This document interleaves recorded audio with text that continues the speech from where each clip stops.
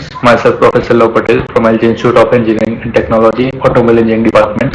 So we are in continue with discussion of subject vehicle dynamics, and we are continue with chapter 2, that is performance characteristics of vehicle.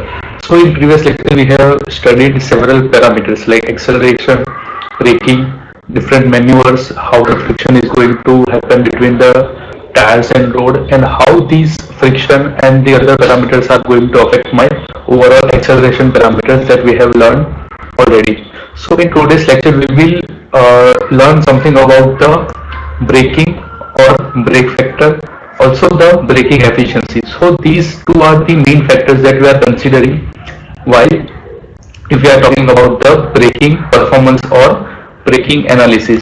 So let us begin with the first topic, that is brake and brake factor. So we all know there are two types of brakes, drum brakes and disc brakes. And usually we can see that the drum brakes are in very common use because of high brake factor and incorporation of parking features. Like we all know that drum brake is used for parking purpose, while we can say that the high brake factor. Now let us consider about the brake factor.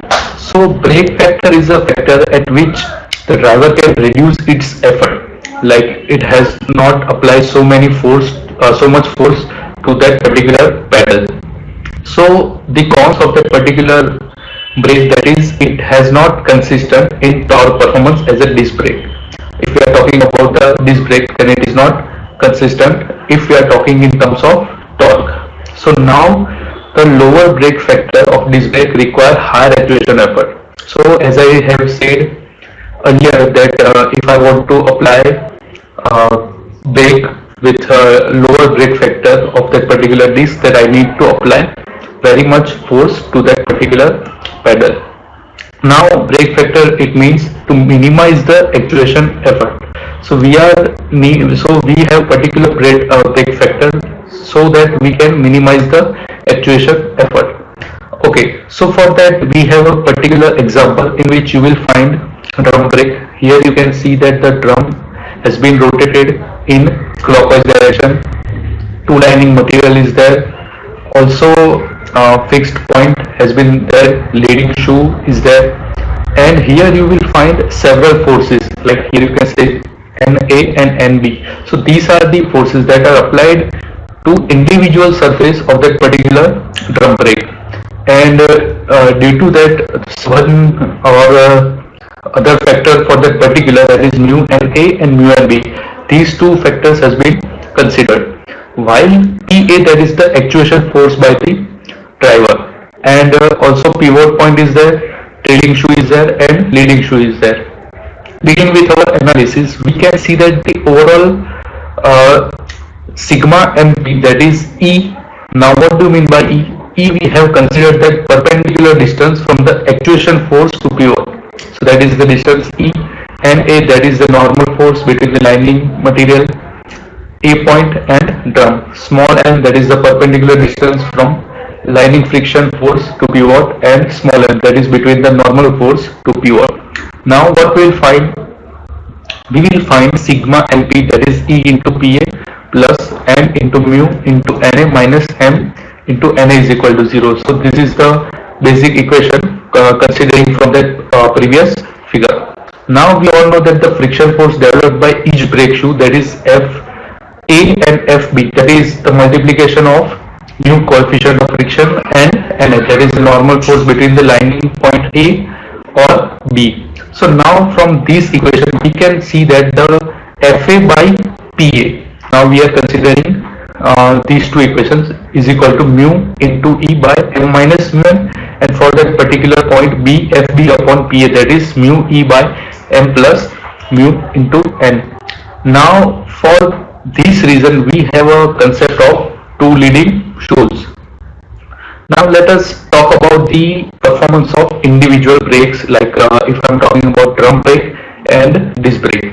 So here you can see that the drum brake, due to the time, or if I am talking about the torque term, so in middle you will find the less torque compared to disc brake.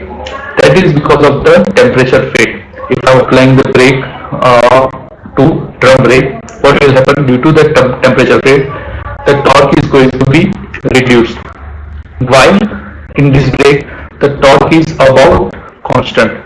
Also, the velocity effect that has been increased by time or in drum brake. So here one comparison between drum brake and this brake with respect to our brake factor. Now let us talk about the braking efficiency. We all know that 100% braking efficiency is not possible because there is a momentum is there, and due to that momentum driver and passenger get injured. So we have to adjust in such a way that it cannot affect driver or passenger, and also it will stop at our desired stopping distance. Now braking performance of any vehicle that will vary according to the friction of that road surface. So the first factor that is most important in braking efficiency, that is the friction of the road surface. And we all know that there are different kinds of roads are there, and these roads are having different coefficient of friction. Now if we talking about the definition term, so it is defined as the ratio of actual deceleration, that is the deceleration achieved to the best performance possible on that road surface. Now in terms of equations, we can see that eta b, that is braking efficiency, DACT, that is the deceleration, by mu p, that is the best performance for that given road surface. Now this concept is used to optimize braking system. Tire road surface where because of variation in friction with velocity, wheel load and tire type and several factors. So we can say that we cannot effectively find such friction level because that are having so much parameters to consider on. Now if we are talking about braking coefficient, that is the ratio of brake force to load on vehicle or axle, that we all know.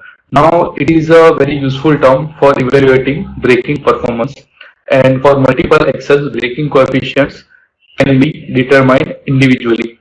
Now the best example is tractor or semi-trailer. So if we are having more than one axle, 2, 3, 4, 5 axle vehicle, then we must consider braking performance for individual axles. For that we have a graph over here. In the graph here you can see that the application pressure, that is the pressure applied by the driver, and as you can see that the pressure is increasing, the deceleration level is going to increase. And also here you will find that at initial base the efficiency goes very straight up because of the sudden braking of that driver, and at the last you will find it very constant. So this is for application pressure and efficiency and deceleration graph. While if I are talking about the multi-axle vehicle, that is graph has been shown for braking coefficient and application pressure. So for that 5-axle graph has been shown like 1, 2, 3, 4 and 5.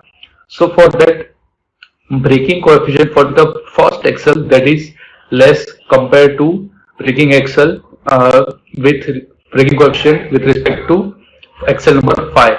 So here you can see that the axle 1, 2, 3, 4 and 5 that are having individual braking coefficient, also the pressure applied by the driver is also changing.